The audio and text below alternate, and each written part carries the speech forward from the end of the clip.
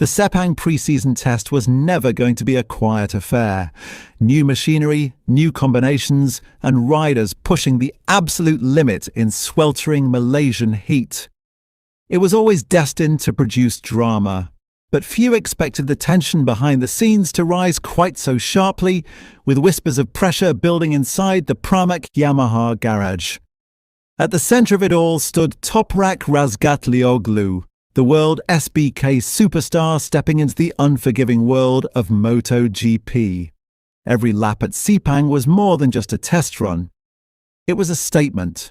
Could the Turkish sensation truly adapt?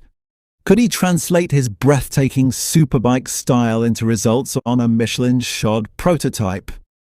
And amid that intensity, one name kept surfacing inside the paddock: Jack Miller. Not for controversy, not for conflict, but for leadership. In a garage where expectations were sky high and adaptation was urgent, Miller emerged as a crucial ally for Toprak, helping to calm the storm brewing within the team. Toprak Razgatlioglu completed the Sepang pre-season test with a best lap of 1 minute 58.326, finishing only a handful of seconds adrift of his teammate Jack Miller, who ended the session in 18th place. On paper, the times may not immediately turn heads, but context is everything.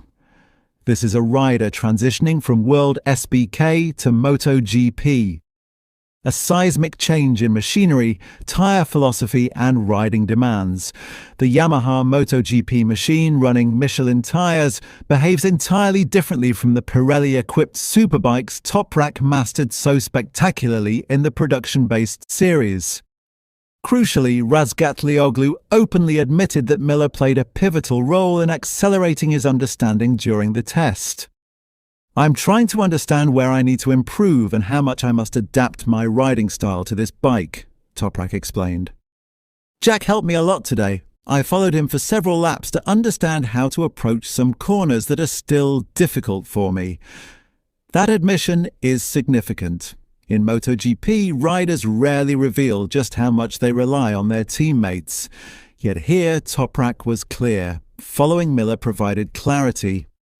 By studying the Australian's lines, braking points and corner management, Razgatlioglu began to identify the nuances separating Superbike instinct from MotoGP precision. His self-assessment was refreshingly honest. "Under braking, I am strong. I can brake hard and stop the bike." "That is perfect," he said. "But the long corners I still do not understand. Jack is very strong in the long corners." This is where the technical gulf truly reveals itself. Toprak's trademark has always been his outrageous braking ability. Stopping the bike impossibly late, controlling slides with the rear dancing beneath him, that skill remains intact. In fact, it may even be an asset on the Yamaha. However, MotoGP's long, high-speed corners demand relentless edge grip, trust in the front and rear tyres, and subtle throttle precision. The Michelin rear tyre in particular behaves very differently to the Pirelli he was accustomed to in WorldSBK. Razgatlioglu did not shy away from addressing that challenge. "The front tyre feedback is perfect now, but the rear tyre is still difficult because it is very sensitive. It is hard for me to understand the grip." This comment tells us everything about the adaptation phase he is in. In MotoGP, rear tyre management is often the deciding factor over race distance. Sensitivity under acceleration, traction consistency, and the ability to carry corner speed all hinge on understanding that rear contact patch. From an analytical standpoint, Toprak's situation mirrors previous Superbike converts. The braking aggression translates well, but the corner phase, especially long, sweeping turns, demands recalibration. Following Miller was not merely about slipstreaming, it was about data gathering in real time. And it speaks volumes about Jack Miller's role within the team.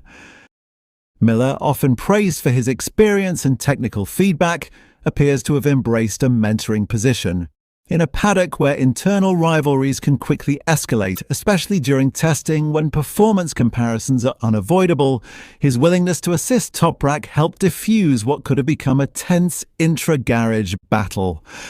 Reports from Sepang suggested that the Pramac Yamaha garage was under significant pressure. Expectations were high. Yamaha is desperate to rebuild competitiveness, and bringing in a rider of Razgatlioglu's caliber was a bold move. Naturally, scrutiny followed every lap time. Yet rather than allowing the situation to spiral, the collaboration between Miller and Toprak steadied the atmosphere. From a broader competitive perspective, the lap time of 1 minute 58.326 may not yet place Razgatlioglu among the frontrunners, but the trajectory is encouraging. The gap to his teammate was manageable. More importantly, the learning curve appears steep, and steep in the right direction. The real test will come when race simulations begin in earnest. Can Toprak maintain rear tyre consistency over long stints? Can he convert his braking strength into overtaking opportunities without overstressing the Michelin rear? These are the questions that will define his rookie MotoGP campaign.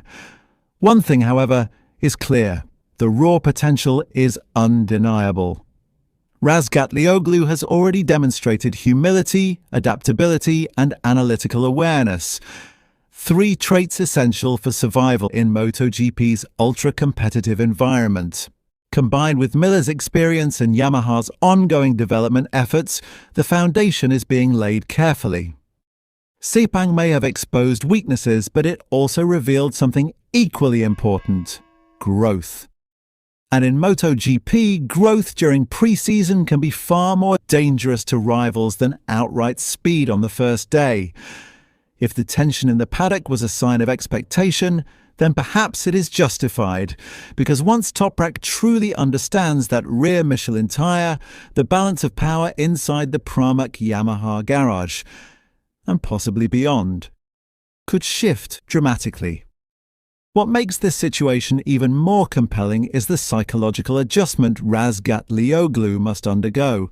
In WorldSBK, he was a title contender, a reference point, a rider others studied. In MotoGP, he is once again a student. That shift in hierarchy can unsettle even the most accomplished champions.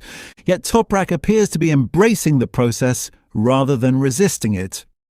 The intensity inside the paddock at Sepang was not merely about lap times.